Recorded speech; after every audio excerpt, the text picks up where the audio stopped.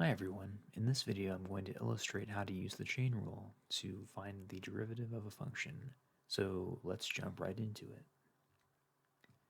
So this is the function I want to take the derivative of, y equals e to the square root x.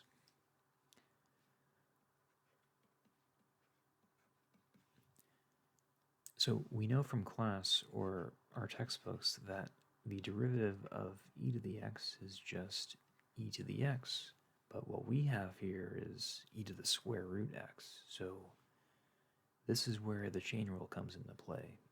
To find the derivative of y, what we have to do is to make what's called a u substitution. So I say let u equal to the entire thing that's in the exponent, so u equals square root x.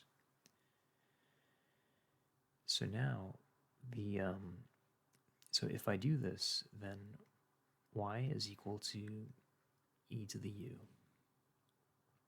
And the chain rule says that y prime equals, which is dy dx. The chain rule says that this is equal to du dx times dy du. So you can think of it as if the du's cancel each other to give dy dx, but the reason why we prefer to write it like this is because we can easily take the derivative of y, and we can easily take the derivative of u. So du dx, so I'm going to use the power rule to differentiate this now. So I'm going to write this as x raised to a power. This is x to the power of 1/2. And so du dx, I simply bring down the exponent 1/2, and then I subtract the exponent by 1. So that's going to be negative 1/2. So this is what du dx is. So for the first term here, I'm going to have 1/2 times x to the negative 1/2, and now times dy du.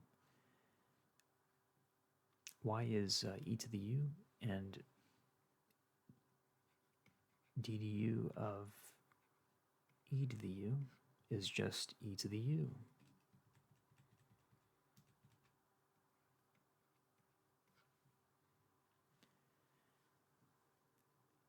So it's because the problem gave us a function in terms of x, we have to return a function in terms of x. So we can't just leave our answer like this. We have to write it.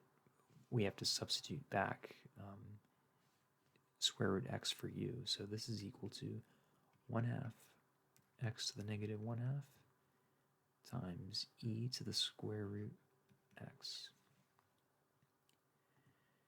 And if your professor doesn't like negative exponents, which is most calculus professors, we say that y prime equals